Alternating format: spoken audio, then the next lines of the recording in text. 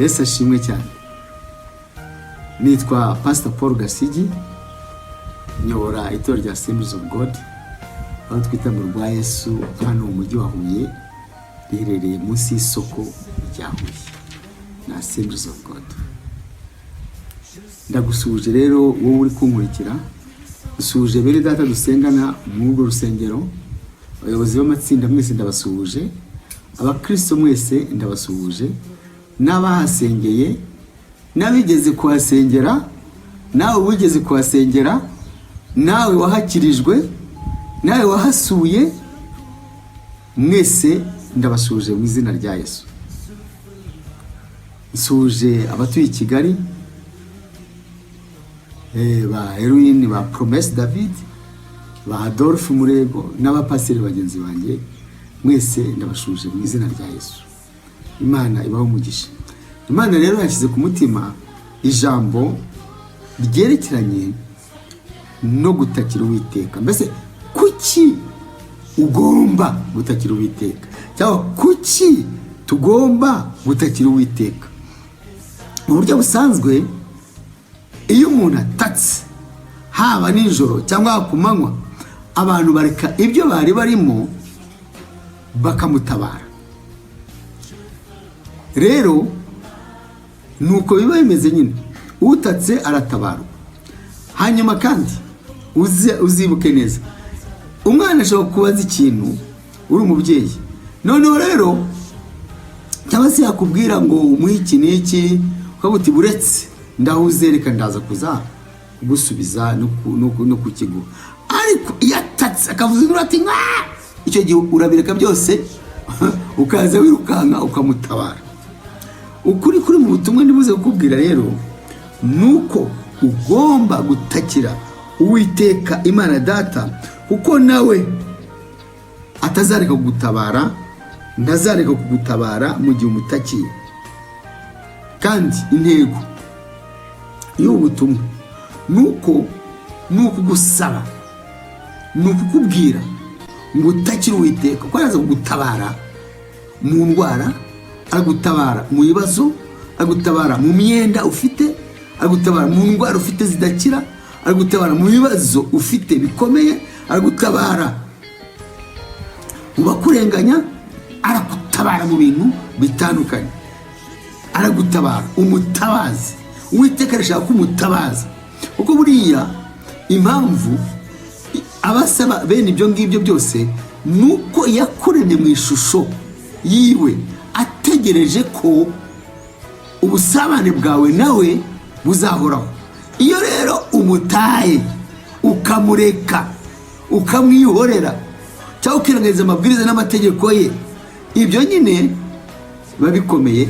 Arakureka maze rero ugakubitwa, wakubitwa akagusaba ngo ntabaze, reka ndagutabara, nkwereke ibintu utamenya.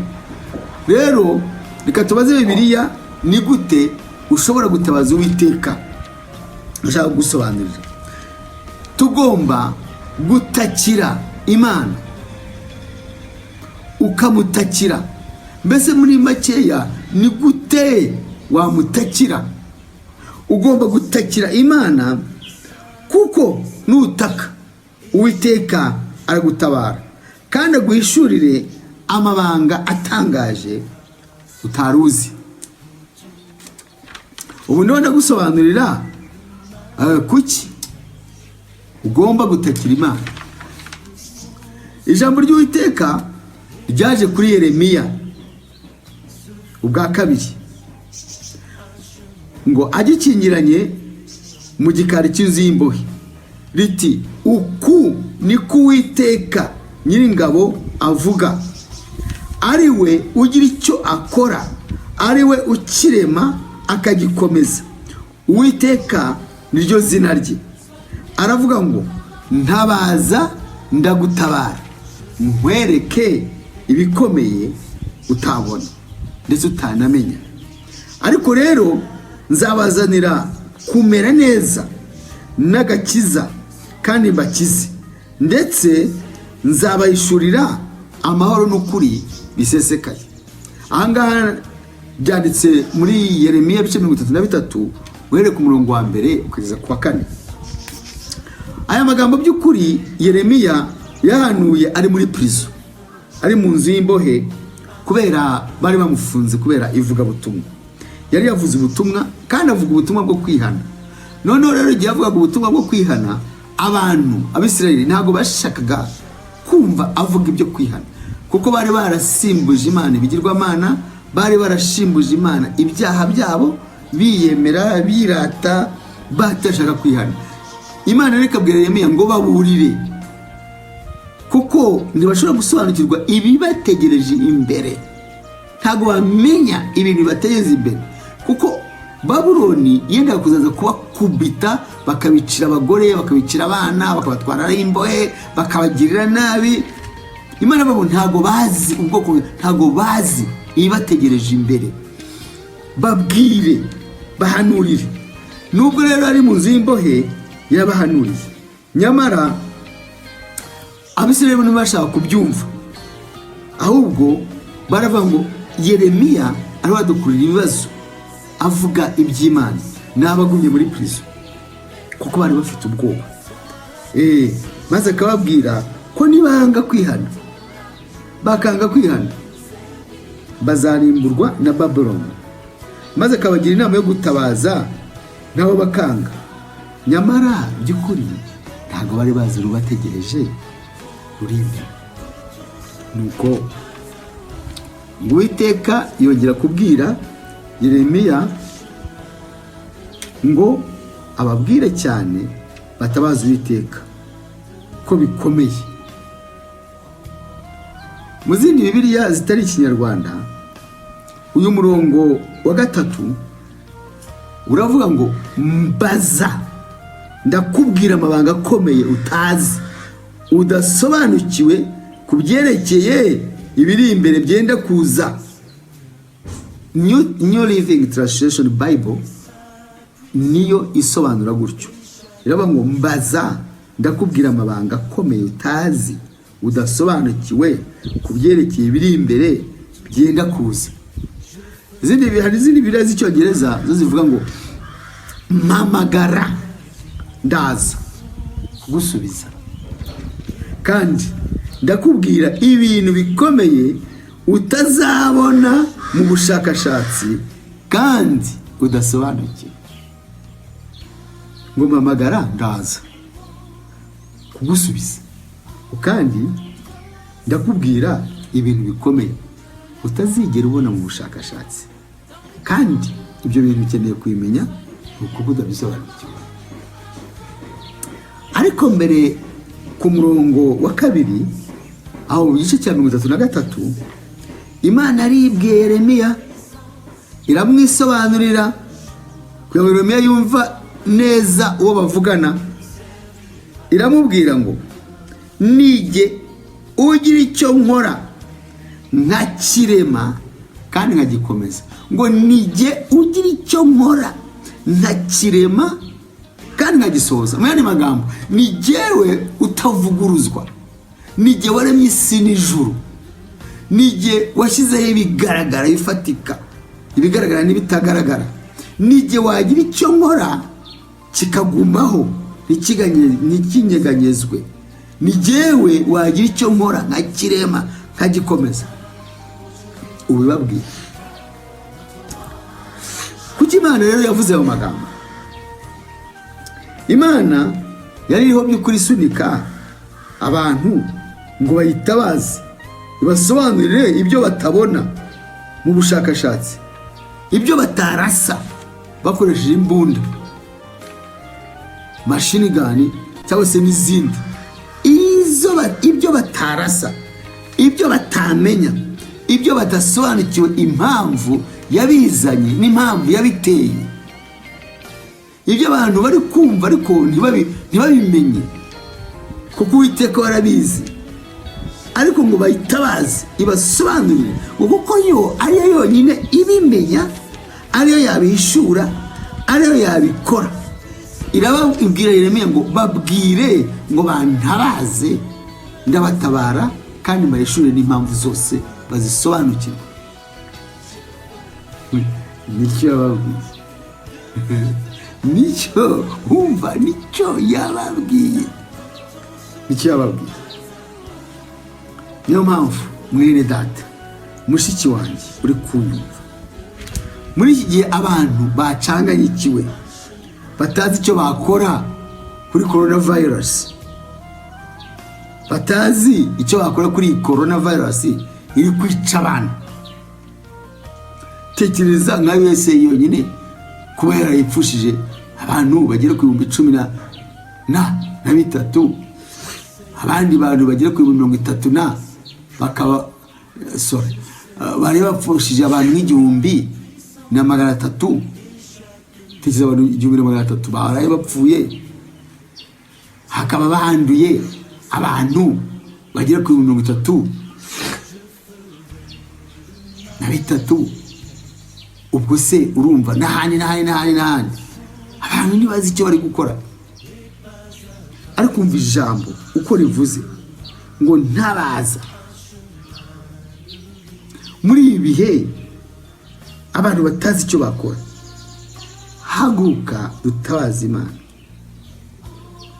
Niyo mpamvu nkubwira uyu munsi wa none, ndagutongerera, ndakubwira, ndakubyutsa, ndagukangura mu bitotsi, uve mu maganya, mu gushoberwa, utazi icyo wakora, upfukame, usenge, utabaze Imana, kuko nayo iragutabara.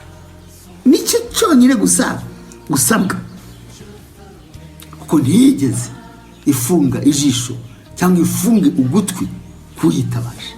Kwa kundi umubyeyi atafunga ugutwi umwana amuhamagaye, amutabaje, amutakiye, niko Uwiteka atazafunga amatwi abana bayo biwe bamutakiye.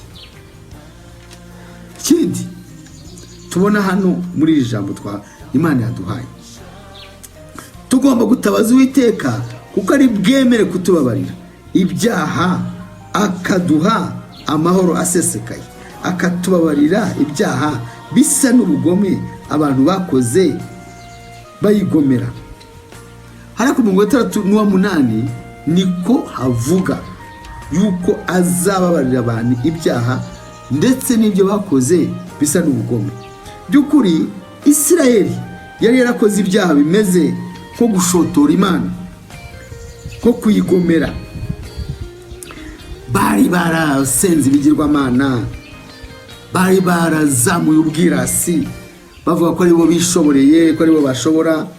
Abagabo baho barendanaga, homosexuality, yewe uburaya bwari bukabije.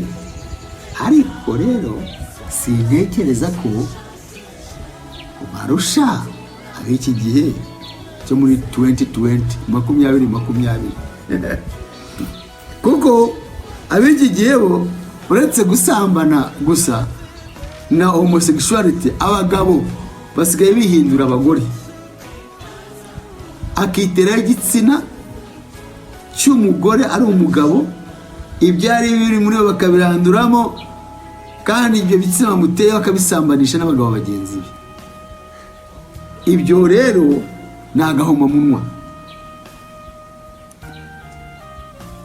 Ingo zirasenyuka, yewe ab'iki gihe barica bakajugunya mu nyanja no mu biyaga.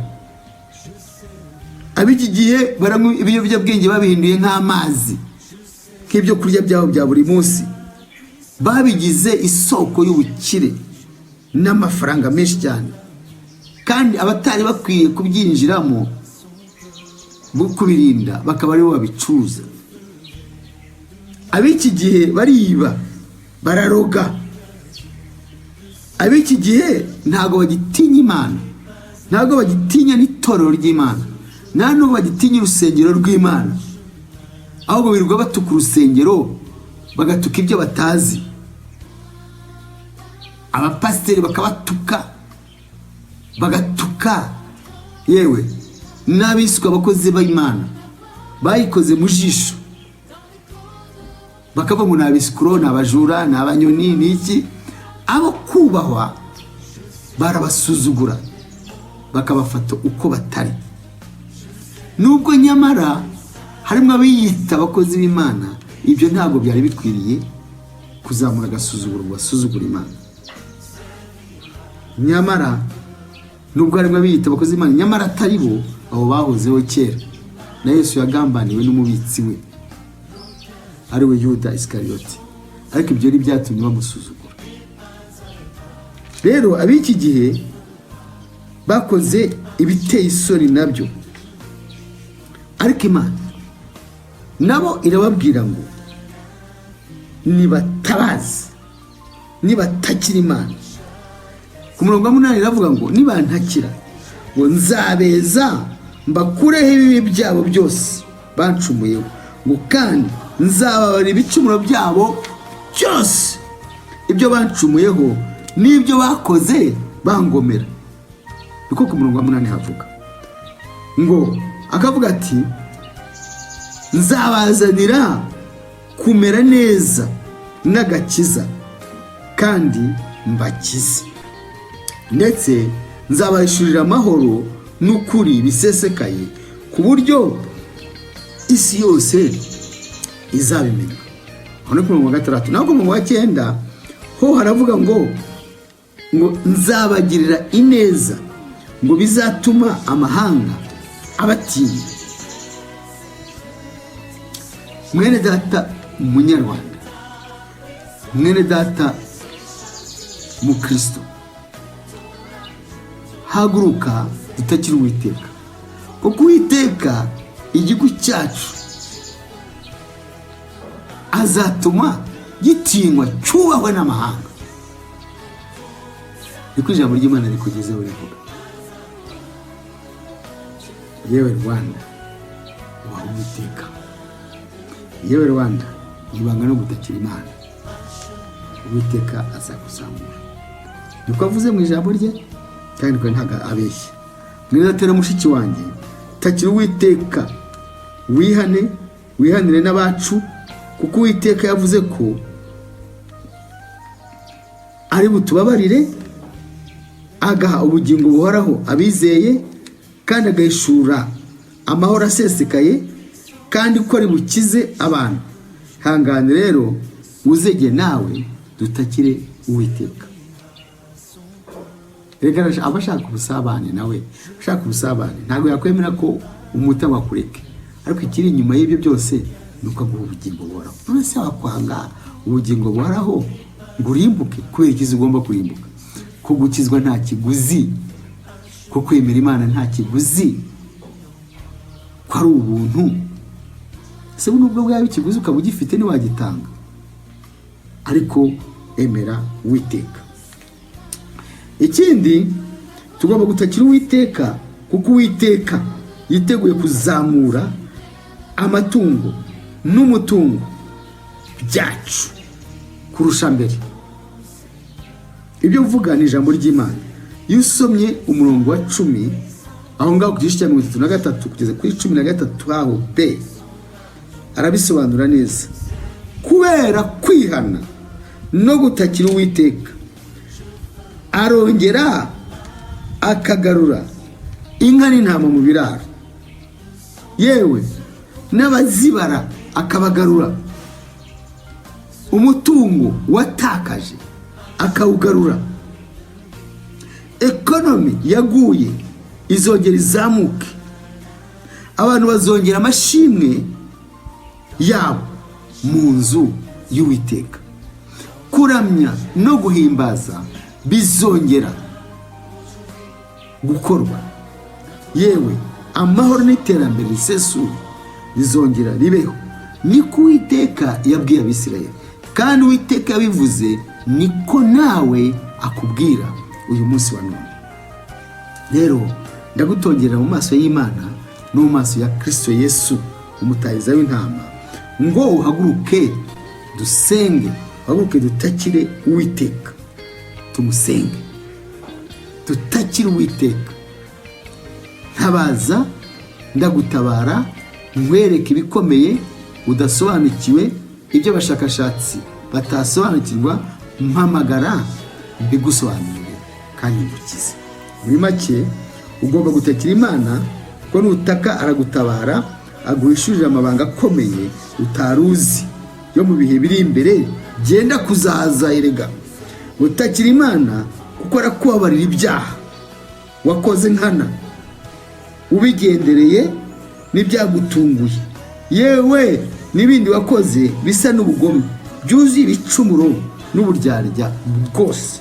Takira Uwiteka kuko araza kuzamura umutungo wawe, maze agusubize, agukize iyo myenda, agukize ibyo bibazo, akubohore ingoyi z'icyaha n'urupfu, akugire neza, agusubize ibyo watakaje, azagarura amashyo mu biraro, umutungo wawe uzaba ufite umutekano urambuye. Takira Uwiteka. Reka rero ndekera ahangaha, Imana iguha umugisha. Ndagira ngo ariko usenge rino sengesho ryo kumwizera, kandi usenge rino sengesho ryiza nshaka kuyoboramo. Vuga, usubiramo, vuga ngo Mana yanjye, ndagutakiye, ndagutabaje ngo umfashe. Mwuka Wera, mfasha unyigishe gutakira Imana nk'uko bikwiye. Mwami Yesu, mbabarira ibicumuro byanjye byose, ibyo nakoze mu bujiji n'ibyo nakoze maze gusobanukirwa.